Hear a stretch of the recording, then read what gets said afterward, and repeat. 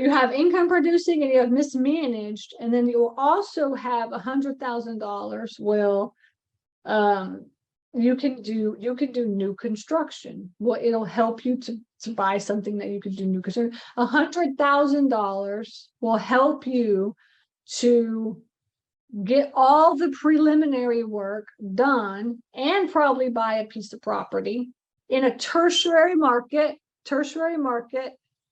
right, where you could build storage. Okay. And SBA loves new construction. All right. So so if you're thinking, like, if you're that type of person that's like, man, I got this perfect piece of land, I've been like driving by this lot on the corner over here, and I think that would be the perfect spot for storage, then you may want to consider getting a feasibility study. A feasibility study will cost like maybe $3,000 to $5,000, depending on it. It costs like a couple $1,000s. And then they'll basically do a study and tell you if it's a good place to build or not, right? They look at competition, they look at like rates and all this kind of stuff, and they tell traffic and things like this, and they tell you if it's a good deal.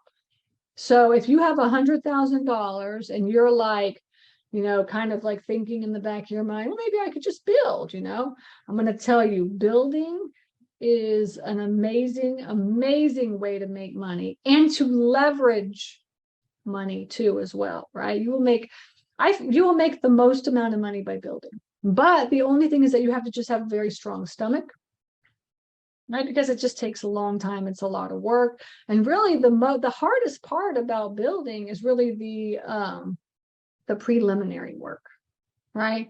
Getting the approval from the city and the county and getting all the construction stuff done. That is really kind of the hardest part of it. So if you can get through that and get to the point where you have a permit, then, working with the contractor, of course, is hard, but it's not as hard as the preliminary work. All right. And it's also preliminary work for new construction is very like just slow. If anybody's ever done, I've built before and it's just very slow. All right. So that's why I say you have to have a strong stomach, but $100,000 will get you enough to buy land, to maybe put a down payment for some steel, which you don't need to do. You don't really need to do that until you close on the property anyways. But like, it'll get you enough to buy a piece of land and get all your preliminary work done, and then go to a bank and get a loan and put some money down for the loan. And SBA, remember, will require like 10%. So now, right now, I just pitched a fund that I'm co-sponsoring, and it's in Texas, and it's a new construction deal. So the Rhonda's the person that I partnered with, and she's like, she did it great. I mean, essentially she went out and she did all the preliminary work. She's been working on this thing for months and months and months to get it all done. She worked on putting the fund together, and then she's raising the money. Right. And she'll get like, that's what I love about new construction too, is the returns are just amazing. I mean, it's like a 25% return, so if you have the, and then so she basically is spending $100,000. She's putting this into the deal, right? To put the whole deal together. Her cost is $100,000, and she's the one that did all the preliminary work. So she actually found the facility. She put it under contract. She went to the county and did all the work that the county wants. She went to the city and did all the work the city wants. She also found the loan. She got an SBA loan, and then she's going to be the manager she's going to be manager of the funds. But she only, like, essentially her cost for putting this fund together, which basically she's going to syndicate this deal out, her cost is $100,000.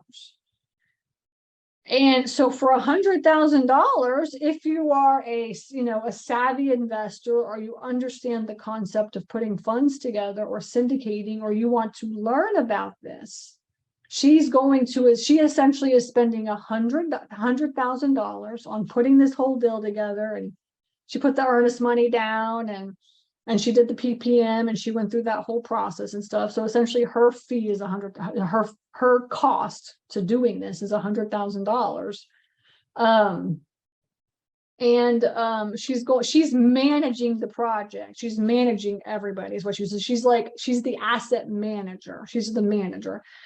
And in the end, I mean, she's not going to get paid out until the facility is built.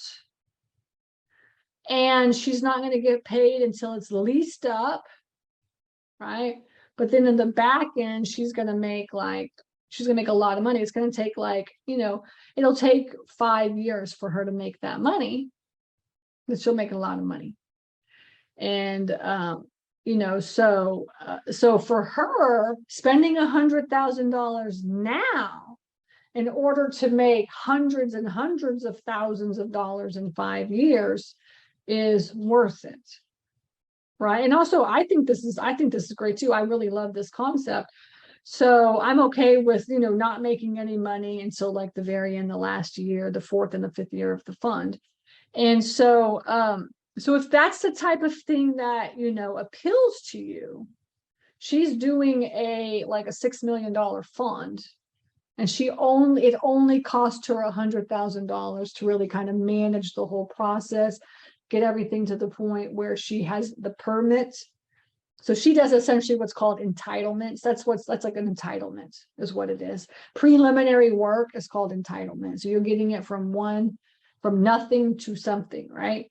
And then she's still managing the fund, but she's going to hand it off to like a GC, and then the GC is going to build this facility. And so she's the asset manager. So this is, if you have $100,000 and you may kind of understand that concept a little bit, this is a very, very good way for you to make money. And so I think we can add that to the list of ways you can invest in self-storage. Now, obviously on the other end, right, you can always put your money into a fund, right, and just be like a passive investor. Right, you could just put your money, you find a fund and then put it in and do nothing and make money, right? That should really, honestly, that should be everybody's ultimate goal. That should be the ultimate goal, really, is like just being a passive investor. In my personal opinion, the best way to make money is to just lend it out. But, a lot of people feel like, they have to own and do the work and stuff like this. And so this is how we are too. My husband kind of feels this way too. But ultimately, the goal for us is to become a passive investor.